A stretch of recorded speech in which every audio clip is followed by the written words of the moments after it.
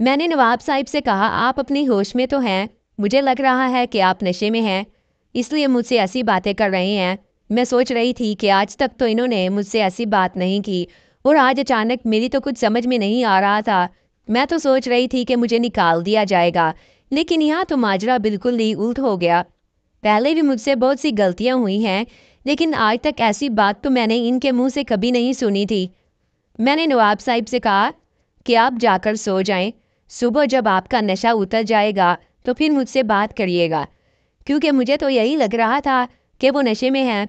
जाहिर सी बात है, जिस शख्स के घर मैंने अपना बचपन गुजारा और मैं अब जवान हुई और अचानक मुझसे एक रात ऐसा मुतालबा किया जा रहा है जो मैं कभी सोच भी नहीं सकती, तो मैं तो यही सोचूंगी कि ये तो नशे में हैं या पागल हो चुके हैं। खैर, रात तो मैंने बहुत मुश्किल गुजारी। खैर, नवाब साहिब ने मेरे साथ कोई बहस ना की। जब मैंने इन्हें जाने के लिए कहा तो वो फ़ौरन मेरी बात मानकर चले गए। हालांकि मैं तो उनके घर की मुलाजिम हूँ। जब वो चले गए तो रुखसाना अंदर आ गई। रुखसाना ने मुझे पूछा कि आसिया, नवाब साहिब ने तुम्हें क्या कहा? तुमने इनसे माफ़ी मांग ली? और इनका आगे से क्या जवाब था?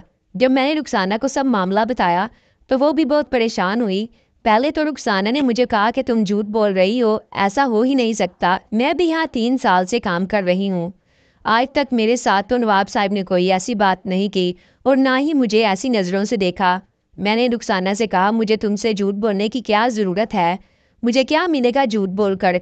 जो बात हुई है मैंने तुम्हें वही बता दी है और यही सच है। खैर, रुखसाना को यकीन नहीं आया। मैंने भी रुखसाना से कहा, यकीन तो मुझे भी नहीं आ रहा, अब सुबह इस मामले के बारे में पता चलेगा। सुबह हुई तो मैंने रुखसाना के साथ नाश्ता बनाया। नवाब साहिब का मूड बहुत अच्छा लग रहा था। खाने के दौरान इन्होंने बेगम से काफ़ी हंसी मजाक भी किया। मुझे लगा कि जो मैंने सोचा था वो वाकई सच है। ये रात को नशे में ही थे, लेकिन किस्मत को कुछ और ही मंजूर था। दोपहर में रुखसाना और मैं घर की सफाई करने में मसरूफ थे कि अचानक रोशना बेगम ने मुझे बुलाया। आसिया, मेरे कमरे में आओ, तुमसे एक ज़रूरी बात करनी है। मैं इनके कमरे में गई तो बेगम साहिबा ने मुझे बैठने का हुक्म दिया और मुझे पानी पिलाया और मुझसे कहने लगी, तुम अपना ख्याल रखा करो, देखो तो सही कितनी कमज़ोर हो गई हो। मैंने सोचा आज अचानक इनको मुझ पर इतना प्यार क्यों आ रहा है। आज से पहले तो कभी ऐसा नहीं बोला। मेरी इनसे दोस्ती तो थी, लेकिन ऐसी दोस्ती नहीं थी कि जिस अंदाज में मुझसे बात कर रही थी, ऐसा लग रहा था कि वो मेरी पता नहीं कितनी पुरानी दोस्त हैं। खैर, मुझे तुमसे नवाब साहिब के बारे में बात करनी है। जैसे ही उन्होंने ये जुमला बोला तो मैं फिर परेशान, आखिर ये मामला क्या है? मुझे लगा बेगम साहिबा मुझसे नवाब साहब के उस रवैये के बारे में माफ़ी मांगेंगी और मुझे बताएंगी कि वो रात में नशे में थे, लेकिन सब कुछ उल्टा हो गया।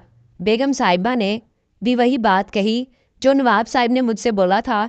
देखो आसिया, तुम्हें पता है नवाब साहब को बेटी की कितनी चाहत है, लेकिन मैं वो पूरी नहीं कर सकती। अब मैं खुद ही इलाज करवा कर थक चुकी हूँ। नवाब साहब भी हिम्मत हार चुके हैं, इसलिए मैं भी यही चाहती हूँ कि तुम हमें।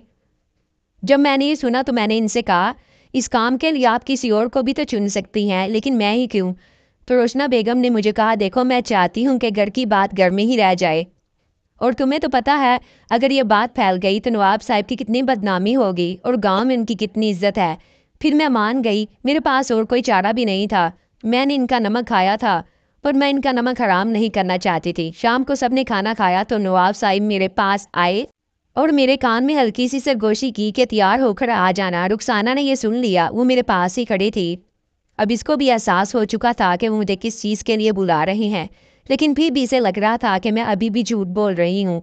रात को बेगम रोशना ने मुझे बुलाया, मुझे नहाने का हुक्म दिया। मैं नहाकर बाहर आई तो मेरे लिए एक तंग लाल जोड़ा जो उनका अपना था वो मुझे पहनाया और कहा कि आज से तुम्हारी ज़िंदगी बदल जाएगी। इन्होंने मुझे वो जोड़ा पहनाकर नवाब साहब के कमरे में भेज दिया। मैं इनके कमरे में गई तो मुझे नवाब साहब ने गर्म दूध पिलाया और कहा कि ये बहुत काम आएगा, और फिर मुझे वहीं उल्टा करके। रुखसाना चुपके से कमरे की खिड़की से यह सब कुछ देख रही थी। पता तब चला जब गलती से इसके पास पड़े मेज़ पर इसका हाथ लगा और मिट्टी से बना हुआ फूलों का गुलदान टूट गया। कहानी में आगे जानने के लिए क्या हुआ, कमेंट सेक्शन में पार्ट 3 लिख दें और वीडियो को लाइक ज़रूर कर दें। शुक्रिया।